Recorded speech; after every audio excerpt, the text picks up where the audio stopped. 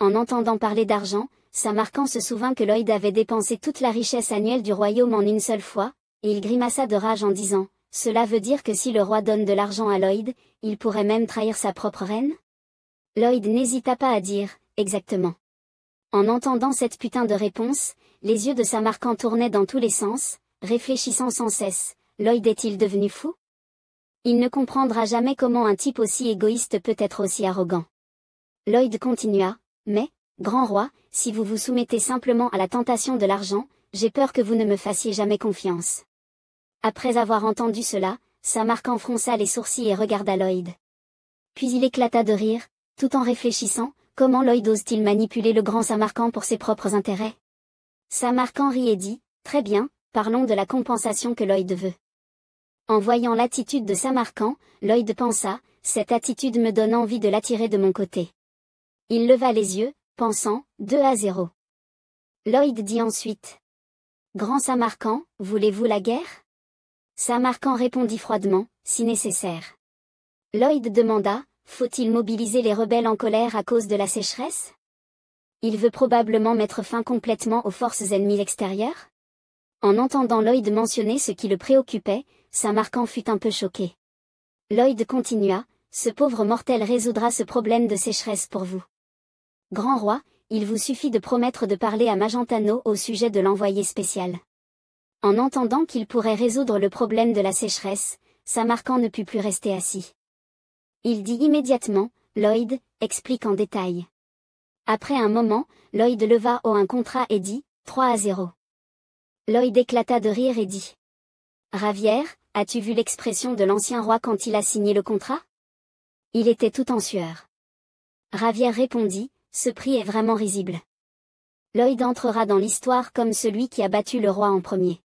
En entendant les paroles de Ravière, Samarcan fronça les sourcils et cria, comment s'abattre? C'est bien moins cher que de faire la guerre avec de l'argent. À cause de la sécheresse, le peuple d'Isfahan devenait de plus en plus pauvre, et comme Samarcan n'a pas vraiment aidé le peuple, finalement toute la région se soulèvera. Lloyd réfléchit en se frottant le menton, puis la situation changea complètement, c'était différent des romans et de ce monde. Si une guerre éclate à cause de la rébellion, les pertes seraient énormes. Contenir la catastrophe naturelle est la meilleure solution. Cette nuit-là, dans la capitale d'Isfahan. Samarcan se tenait devant la fenêtre, regardant dehors, quand soudain une fille s'approcha de lui. La fille dit, mon père m'appelle. Samarcan se tourna et dit. Voici ma fille Scheherazade. Je vais lui confier une mission importante. Demain, Lloyd partira pour la province de Kandahar, elle l'acceptera en escorte. Et elle utilisera tous les moyens pour plonger Lloyd dans un filet amoureux, et lui causer des problèmes. Scheherazade leva la main en signe de salut et dit qu'elle ferait tout son possible pour accomplir la mission. Le matin du jour suivant.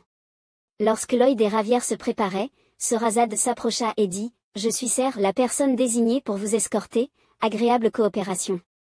Lloyd, en la voyant, resta figé et dit, mais j'ai déjà mon propre escorte. Scheherazade répondit froidement, j'espère que Lloyd coopérera pleinement. Lloyd, entendant les paroles de Scheherazade, fronce les sourcils et pensa, pas bon, est-elle ici pour me surveiller? Il eut soudain une idée, attends une seconde. La princesse Scheherazade d'Isfahan? Pourquoi une princesse viendrait-elle sur un chantier? Alors que Lloyd réfléchissait, Scheherazade lui lança un regard furtif qui le laissa confus. Puis elle se tourna et fit un geste qui rendit Lloyd encore plus perplexe. Scheherazade prit une pose provocante de « Viens, chérie », espérant que Lloyd coopérerait pleinement. En voyant cette posture, Lloyd fronçit les sourcils et pensa, ce style est totalement inapproprié, que cela signifie-t-il? Son regard scrutateur semblait vouloir le percer à jour. Que veut-elle vraiment, bon sang? Soudainement, il eut un pressentiment sinistre. Est-ce une invitation à la posséder? Scheherazade m'aime-t-elle? Impossible. C'est l'insinuation de ce vieux crétin. Samarcan lui envoie une tonne de cœurs, l'invitant à devenir son gendre. Lloyd pensa à cela, son visage devenant aussi tordu que s'il avait la constipation, pensant, bon sang, je déteste vraiment les lettres d'amour de ce vieux. Le secret pour résoudre la sécheresse du désert est le Kana, un système de canaux souterrains utilisé autrefois par le royaume perse. La chaleur du désert est telle que l'eau à la surface s'évapore presque avant d'atteindre la ville. Par conséquent, les canalisations doivent être profondément enterrées. À plusieurs dizaines de kilomètres de la ville, dans les montagnes, au sommet des glaciers, il y a une source d'eau douce. Allez-y et puisez cette eau. Après un certain temps, Lloyd et son groupe arrivèrent enfin à la capitale de Kandahar, Kandahara. Après avoir obtenu sa chambre, Lloyd se coucha et se dit, « Mon Dieu, enfin, je peux me reposer. » Lloyd se détendait en réfléchissant, « Aujourd'hui, je vais vraiment me détendre toute la journée. » Mais bien que l'envie de se détendre soit présente, il semble que ce ne soit pas possible. La princesse restait là, prenant toujours la pose de « Viens, chérie », face à Lloyd. Lloyd la fixait et pensait. Ce regard, si je cligne des yeux, elle va m'ouvrir le ventre et me retirer mes entrailles. Lloyd se redressa, soupira et dit d'une voix fatiguée, « Parlons un peu, Sherazade. Est-ce que tu peux arrêter avec ça et être plus naturel? Pourquoi ai-je l'impression que tu pourrais me tuer à tout moment? » Sherazade posa sa main sur le fourreau et dit, « Elle agit toujours de la même manière. » Lloyd répondit, sans autre choix, d'accord. Compromettons-nous alors. Lloyd regardait Sherazade en réfléchissant, elle est la plus jeune des 4 princesses du désert, la fille la plus chérie du roi, une fonctionnaire exceptionnelle qui, dès sa jeunesse, avait atteint le niveau de maître en escrime. Les princesses ne s'étaient jamais montrées en public. Ainsi, les gens extérieurs au palais ne savaient pas qui elles étaient. Maintenant, ils devaient prétendre ne pas connaître Sherazade. De toute façon, ils devaient la faire cesser avec ses comportements provoquants.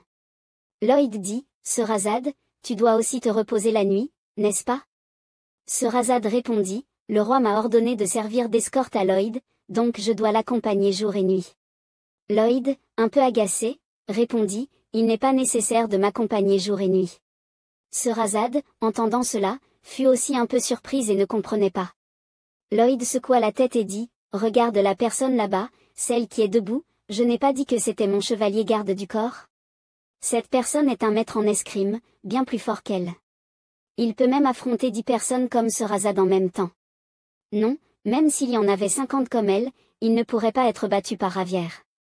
Donc, je n'ai pas besoin de toi. » Voilà ce que je voulais expliquer. Sherazade, voyant l'attitude provocante de Lloyd et entendant ses paroles, serra les dents de colère. Sans hésiter, elle dégaina son épée. Lloyd, voyant qu'elle dégainait son épée, commença à trembler, d'un air encore plus provocateur, dit, « Ouah, tu as cette épée, tu me fais vraiment peur, j'ai failli perdre mes plumes. Ici, l'endroit où il y a beaucoup de sang, coupe ici, laisse-moi revenir dire au roi que tu m'as tué. » Le roi dira sûrement, « Ouah, tu n'es qu'un maître en escrime, qu'est-ce que tu es? Quelle honte, une personne qui n'est même pas un maître en escrime gâche la mission comme ça.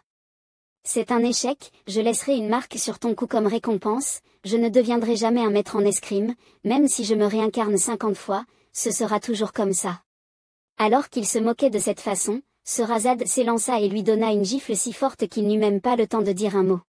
Ensuite, elle le plaqua au sol et lui asséna une série de coups de poing sur le visage. Lloyd, frappé, cria fort, « Ah, l'escorte désignée est en train de me frapper. Venez m'aider, Ravière. » « Que fais-tu? » De son côté, Ravière vit Lloyd avec le visage tout bleu et se mit à rire comme un fou. Lloyd cria fort, « Arrête de rigoler, bouge-toi. » Après l'avoir frappé, Sherazade était tellement en colère qu'elle en pleurait presque et lança, « Espèce de salaud, de déchet. » Puis elle sortit. Lloyd était allongé sur le lit, le visage gonflé comme une tête de cochon, souriant et disant, « Mission accomplie. » Ravière, entendant cela, prit un air sérieux et dit, « Lloyd veut-il être frappé par de jolies filles? Tu as des goûts un peu bizarres. » Lloyd, entendant cela, écarquilla les yeux et cria, « N'importe quoi. Ce n'était pas prévu. Pourquoi Ravière ne vient-il pas m'aider? » Ravière répondit, « Désolé. Je pensais que Lloyd en profitait. » Lloyd, très en colère, se dit, « Quel genre d'excuse est-ce? Est-ce que Ravière réalise vraiment qu'il a tort? Veut-il me tromper avec sa performance? » Ravière demanda à Sherazade pourquoi elle avait utilisé un appât pour provoquer Lloyd. Il savait, mais comment Lloyd l'avait-il tellement énervé? Lloyd répondit, « D'abord, je déteste les climats chauds et froids. Je ne veux pas avoir de lien avec Asfahan, je veux rester ici et vivre. Tu dois t'assurer que Sherazade abandonne la mission. Et une personne comme elle a des choses plus importantes à faire que de te taquiner. » À ce moment-là, Sherazade était arrivée dans un autre endroit, brandissant une arme blanche, chaque coup était rempli de colère. Le matin suivant, Sherazade s'approcha et demanda, « Où est Lloyd ?» Lloyd, le visage abattu, répondit, « Je prépare un projet de construction, la vitesse est très importante, s'occuper d'un amateur ralentira mon progrès. » Sherazade répondit immédiatement, « Elle ne gênerait pas Lloyd. » Alors, laisse-la escorter Lloyd. Lloyd s'écria, « Ce n'est pas aussi simple qu'elle le pense. Parce qu'elle n'est pas une maître en escrime. » En voyant l'air provocateur de Lloyd, Sherazade ne put s'empêcher de serrer les poings et de courir vers lui, prête à en découdre de nouveau. Lloyd tendit immédiatement la main et commença à réciter une série de termes. Le projet de construction est composé de travail manuel. Les matériaux de construction, l'installation d'équipements et la connexion avec le terrain, y compris les parties souterraines. Les parties supérieures, sous-marines et la base sous l'eau sont construites selon le plan. En entendant Lloyd parler sans fin, Sherazade resta figée, surprise, se demandant, « Qu'est-ce que c'est ? Est-ce de la magie ?» Lloyd écarquilla les yeux et continua, « Le projet de construction comprend des bâtiments publics, des habitations, des bâtiments industriels, des transports, de l'irrigation, de l'énergie et d'autres travaux. » Sherazade continua d'écouter, commençant à se sentir un peu fatiguée, pensant, « Est-ce un sortilège hypnotique ? Si je m'endors maintenant ?» En voyant que Sherazade était sur le point de s'endormir, Lloyd se transforma en forme animale et continua à lire. Les équipements installés dans les bâtiments incluent les équipements de construction et les équipements techniques. Les équipements de construction sont installés dans le bâtiment selon le design. Les équipements techniques sont situés sur la ligne de production, installés dans le bâtiment selon le design technique. Lloyd vit que Sherazade était allongée et dormait profondément, et dit, « Cela fonctionne vraiment bien pour ceux qui sont obsédés par les maîtres d'escrime. Ravière, emmène-la dans ta chambre. » En se retournant, Ravière tomba aussi endormie, à genoux, à cause de ce que Lloyd venait de dire. En voyant cela, Lloyd cria, « Ce n'est pas le moment de plaisanter, réveille-toi. » Un moment après, Lloyd et Ravière sortirent pour vérifier. Quelques villageois les regardaient d'un air étrange. Ravière dit, « Regardez comme les gens nous regardent, c'est étrange. » Lloyd répondit, « C'est vrai, ils doivent penser que nous venons de la capitale. Ceux qui ne pensent qu'à eux-mêmes et qui vivent dans le confort ne se soucient pas des pauvres qui sont sur le point de mourir. » Ce projet de construction n'est pas très grand, mais il nécessite la coopération des villageois locaux. Mais il semble que cela ne fonctionne pas, mais il n'y a pas de quoi s'inquiéter. Si nous n'obtenons pas la coopération, tant pis. Lloyd leva la tête et cria vers le ciel. Instantanément, les 4 petites créatures Podang, Belle, Hippo et Comigne apparurent. Lloyd commença à donner des ordres, Ravière, Belle et Podang, allaient construire une tour d'eau au centre-ville. Comigne et Hippo, venez avec moi, nous allons à 40 km à l'ouest, jusqu'à la montagne de glace. Lloyd monta sur Comigne et s'envola vers la montagne enneigée. Après être arrivé sur place, Hippo sauta en bas. Il commença à absorber la neige. Vers le soir, Hippo était devenu énorme. Comigne dut serrer ses muscles fessiers et battre des ailes pour ramener Hippo. Chez Ravière, un très grand réservoir d'eau avait été construit. Après l'arrivée de Hippo, il commença à vider l'eau. Un jet d'eau rapide se déversa dans le réservoir. Les habitants des environs, voyant de l'eau, étaient émus aux larmes et se disaient entre eux, « De l'eau, il y a de l'eau sur la place du centre-ville. » Les habitants formèrent une file pour aller chercher de l'eau, et à ce moment-là, Lloyd apparut derrière eux et dit, « Eh, êtes-vous content ? Vous êtes content, n'est-ce pas ? C'est moi qui ai fait cela, pas besoin de me remercier. » Mais dans sa tête, il pensait, « Si nous faisons une bonne action, nous devrions montrer notre force pour être reconnus. » Lloyd ouvrit les bras et dit à haute voix, « Je suis celui qui a apporté l'eau des montagnes enneigées d'au loin. Je suis Lloyd Frontra, souvenez-vous de mon nom. » Mais la réponse de Lloyd fut un visage hostile. Les habitants commencèrent à lancer des pierres et à jurer, « Arrête de faire le malin, vous êtes tous des chiens de la capitale. Vous nous donnez de l'eau, mais vous prendrez sûrement beaucoup plus. » Lloyd esquiva quelques pierres et rit en disant, « On dirait que vous êtes plein d'énergie, tout ça grâce à moi. » Les habitants, tout en lançant des pierres, disaient, « Pourquoi ça ne te touche pas ? Je te déteste. » Après avoir travaillé toute la journée, voyant cette scène, Lloyd se rendit compte que toutes ses frustrations ne se résoudraient pas facilement. Sur le chemin du retour, quelqu'un passa près de Lloyd, attirant son attention. Cette personne semblait faible à cause du manque d'eau, avec un regard absent. Il y avait aussi beaucoup de personnes obstinées qui refusaient même de toucher l'eau. Mais petit à petit, nous rencontrerons de plus en plus de gens, peu à peu, sans relâche, jusqu'à ce que tout le monde de la ville, hommes et femmes de tous âges, soit de leur côté. Ils promeuvent et soutiennent ces activités. Le lendemain matin, les habitants se rassemblèrent autour du réservoir et discutèrent. Ah!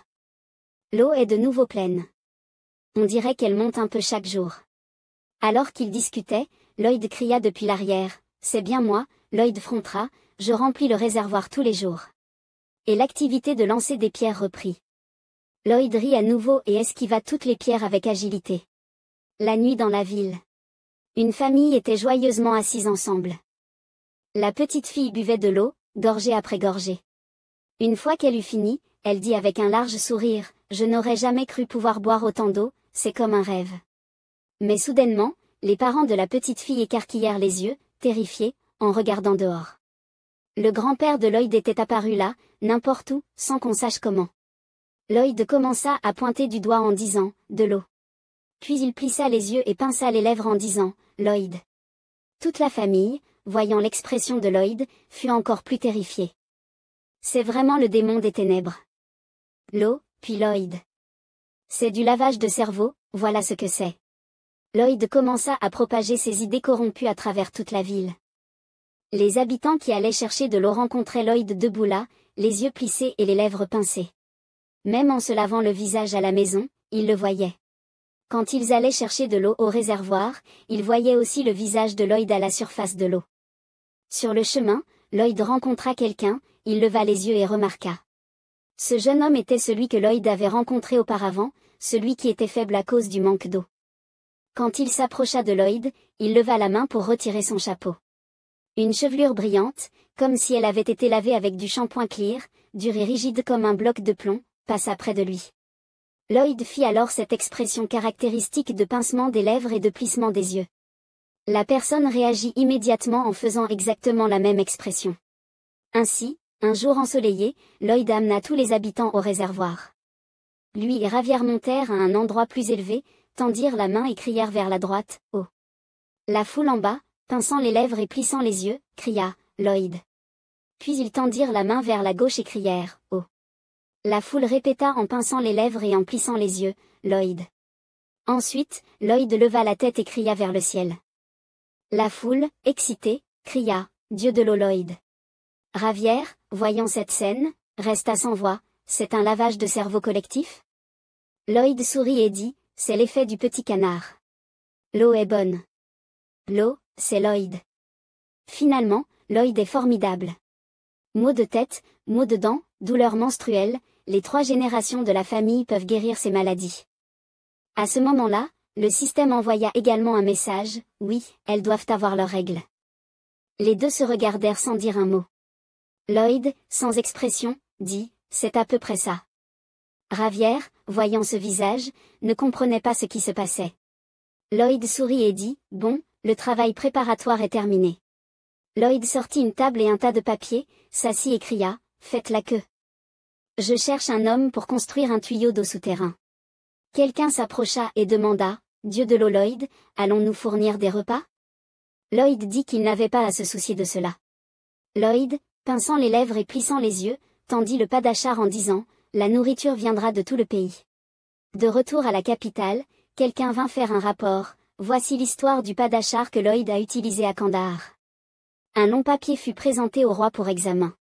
Le roi tenait les papiers dans ses mains, le cœur comme une lame, la sueur le trempait, grimaçant et maudissant intérieurement, ces salauds maudits. De l'autre côté, Lloyd, Ravière et Comines se dirigeaient vers un autre endroit. Lloyd activa ses compétences d'observation et de mesure, pensant, je ne peux vraiment pas le trouver, ça doit être sous les 5 mètres. Peu importe combien de personnes il engage, creuser une ligne d'eau de 35 km est trop. Ce que Lloyd cherchait, c'était un tunnel souterrain du groupe rebelle. Il y a des centaines d'années, pour échapper à l'oppression, les croyants avaient creusé ce tunnel comme cachette. Maintenant, il est occupé par les rebelles. Après avoir cherché un moment sans succès, Lloyd dut revenir en arrière pour réfléchir, il n'y avait qu'une seule méthode pour trouver ce tunnel. Cette nuit-là, Sherazade, tenant une épée froide, dit, je le répète, éloigne-toi. Ravière se tenait à la porte et dit, Sherazade, s'il te plaît, comprends. Lloyd a dit qu'il voulait être seul ce soir.